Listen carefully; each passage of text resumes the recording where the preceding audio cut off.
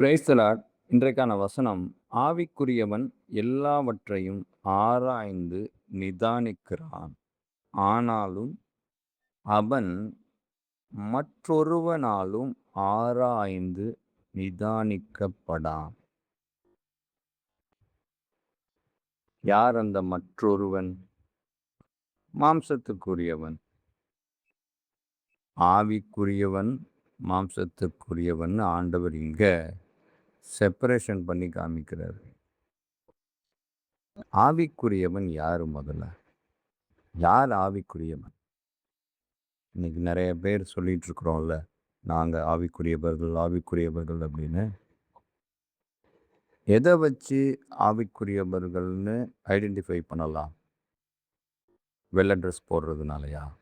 அந்நிய பாஷை பேசுறதுனாலயா? இல்லைன்னா நகையெல்லாம் போடாததுனாலயா? எதை வச்சு ஆவிக்குரியவன் ஆண்டவர் இங்க சொல்றார்? ஆவிக்குரியவன்றவன் முதலாவது இந்த மாம்சத்திற்குரிய அநேக கிரியைகளை விட்டு விலகி இருப்பான். மாம்சம் மன்னிக்காது, மாம்சம் ஏற்றுக்கொள்ளாது, மாம்சம் தாழ்மையா இருக்காது, மாம்சம் விட்டு கொடுக்காது, மாம்சம் பண ஆசை பொருளாசை இப்படி எல்லாவற்றிலும் பூரிப்பாய் இருக்கும். ஆனால் ஆவியோ, அந்த ஆவியால் நடத்தப்படுகிறவருடைய வாழ்க்கையை பார்த்தாலே தெரியும். இந்த மாம்சத்திற்குரிய காரியங்கள், அதன்படி வாழ்கிறவர்கள், அவர்களை பார்த்தாலும் தெரியும். ஆனா என்னதான் மாம்சத்துக்குரிய காரியங்களை அவங்க செய்து சந்தோஷமா இருக்கிறேன் என்று வெளிப்புற தோற்றத்திலே இருந்தாலும் உள்ளத்திலே அவர்கள் வேதனைப்பட்டு கொண்டிருப்பார்கள். ஆனால் ஆவிக்குரியவர்களோ வெளிப்புற தோற்றத்தில் வேணால் அவங்க ஏற்றுக்கொள்ளப்படாதவர்களா இருப்பாங்க, தள்ளப்பட்டவர்களா இருப்பாங்க, மற்றவர்கள் பார்வைக்கு ஏளனப்பட்டவர்களா இருப்பாங்க. ஆனால் உள்ளத்திலோ மிகுந்த சமாதானத்தோடு இருப்பாங்க. யார் மிகுந்த சமாதானத்தோட, இருதயத்துல சமாதானத்தோட, சிந்தையில சமாதானத்தோட, செயல்ல சமாதானத்தோட, பேச்சுல சமாதானத்தோட வாழ்கிறார்களோ அவர்கள்தான் முதலாவது ஆவிக்குரியவர்கள். அந்த சமாதானம் ஆவியானவர் கட்டளையிடுவார். மாம்சத்துக்குரியவர்களுக்கு அந்த சமாதானம் இருக்காது. அவங்களுக்கு என்னதான் பணம் இருக்கலாம், பொருள் இருக்கலாம், பேர் இருக்கலாம், புகழ் இருக்கலாம், எது வேணா இருக்கலாம். நான் அவங்களிடத்துல சமாதானம் குறைவுபட்டு காணப்படும். ஆனா இந்த ஆவிக்குரியவர்கள் எதுவுமே இல்லைன்னா கூட அவங்க சமாதானமா இருப்பாங்க. அதுதான் முதல் அடையாளம். இன்னொன்னு வேறுபட்டு காணப்படுவாங்க. மாம்சத்துக்குரியவர்களுக்கும் ஆவிக்குரியவர்களுக்கும் மிகுந்த வேறுபாடு இருக்கும். அது வெளிப்புற தோற்றத்தையே நான் சொல்லல. வெளிப்புற தோற்றத்திலேயும் நிறைய வேறுபாடுகள் இருக்கு. இருந்தாலும் நான் உள்ளான தோற்றத்தை சொல்றேன். உள்ளானது ஆவிக்குரியது அதை சொல்றேன். அதுக்குள்ள அவ்வளோ ஒரு மாற்றம் இருக்கும். ஒவ்வொரு நாளும் அவர்கள் செய்கிற ஒவ்வொரு காரியத்திலும் அவங்க தேவ சித்தம் இல்லாம எதையும் செய்ய முற்பட மாட்டாங்க.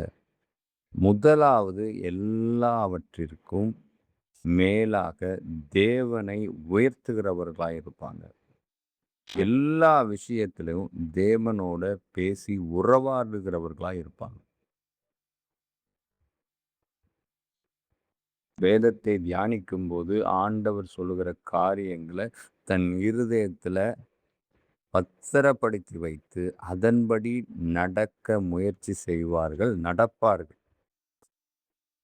இன்னொன்னு, ஆண்டவர் கொடுக்கிற அந்த வெளிப்பாடுகள அவர்கள் கற்றுக்கொள்வார்கள்.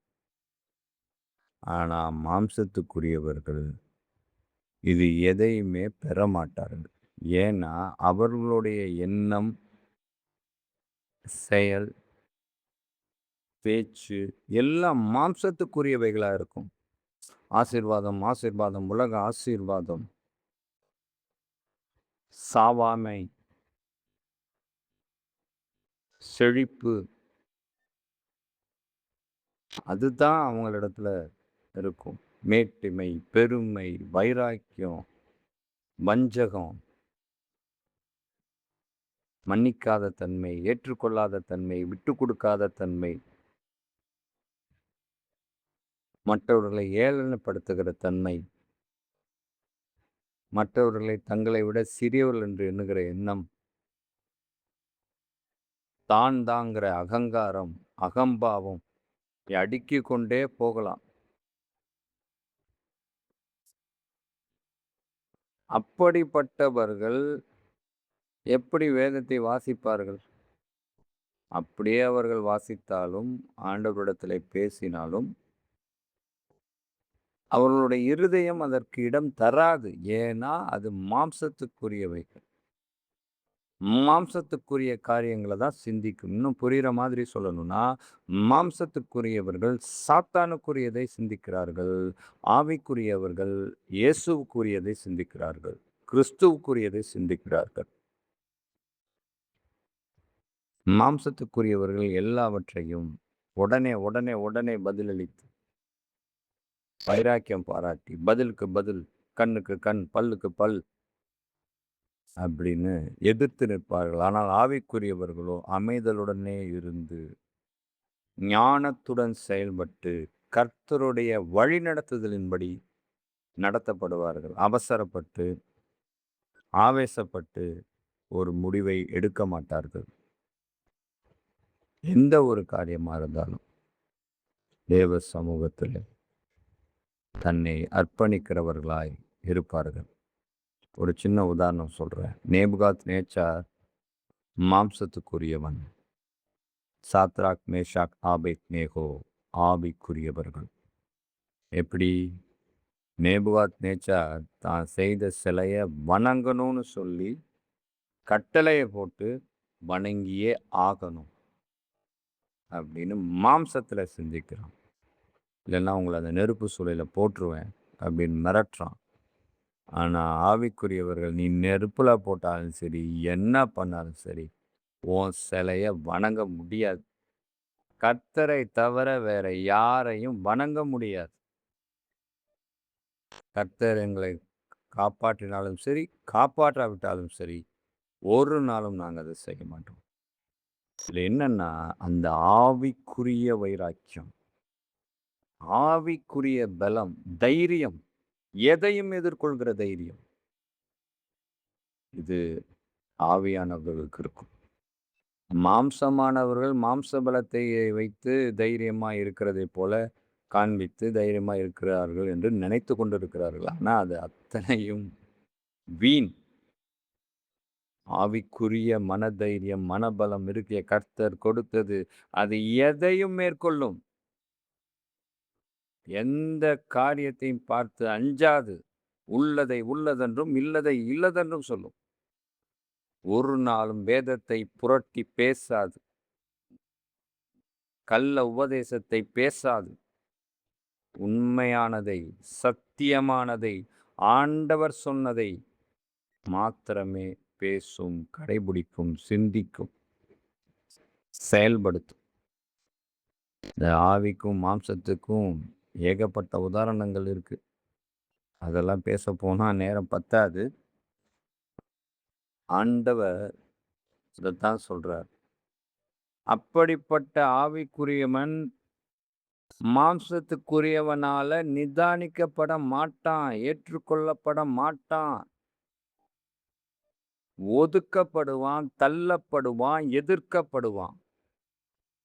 ஆனா, கர்த்தர் பார்வையில யார தள்ளுனாங்களோ, யார ஒதுக்குனாங்களோ, யார எதிர்த்தாங்களோ, அவங்க தான் மேலானவர்கள். மாம்சத்துக்குரியவர்களே, உங்கள் சிந்தையை மாற்றுங்கள். உங்கள் செயல்பாடுகளை மாற்றுங்கள். உங்கள் பேச்சை மாற்றுங்கள். உங்கள் பார்வைகளை மாற்றுங்கள். ஆவிக்குரியவர்களாய் மாறுங்கள். அதுதான் வாழ்க்கை. அதுதான் நியதி. அதுதான் சத்தியம். இது மாயை. மாம்சத்துக்குரிய வாழ்க்கை மாயை. ஆவிக்குரிய வாழ்க்கை தான் ஜீவன். காதுள்ளவர்கள் கேட்க கடவர்கள். ஆமென்.